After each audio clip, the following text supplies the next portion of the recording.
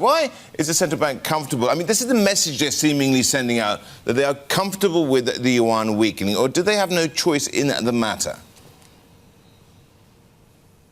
Well, if you think about it, there are fundamental reasons for the yuan to weaken, and we wouldn't debate it so much if this were another major currency, except that we know that China manages its exchange rate, unlike, say, the dollar or the yen or the euro.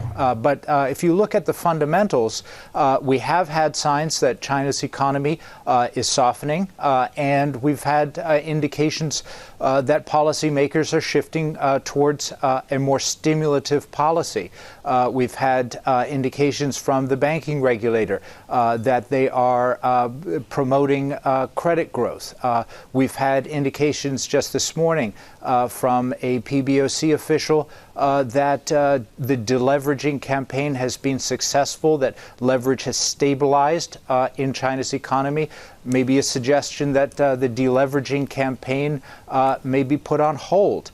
So if you put all of those things together, if this were, the dollar, and we had indications that the Fed was going to ease off some on tightening, and the U.S. economy were, softening some, we would not be surprised to see the dollar drop. Similarly, we shouldn't be really surprised to see the yuan depreciating.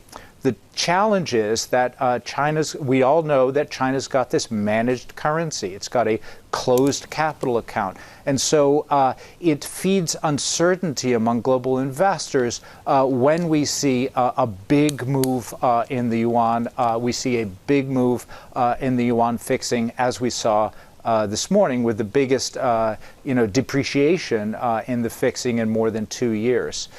So it's really kind of, it's the China factor at play here.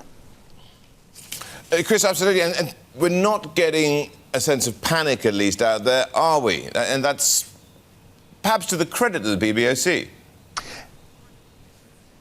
Yes, I think compared with 2015, when there was the out of the blue devaluation in the yuan, there's a much greater understanding among market players of what the Chinese are doing.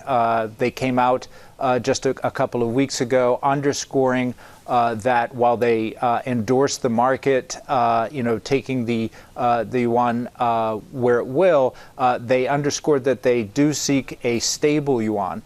So I think there is a greater degree of confidence among traders that, this time around they have a better understanding of what China is doing.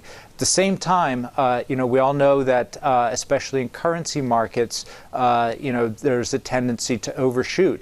And what analysts are telling our China crew right now is that unless we see some intervention, either verbal or perhaps actual intervention in the market, the trading community is probably going to be taking the yuan weaker and weaker, closer to 7 to the dollar, until it hits some resistance point.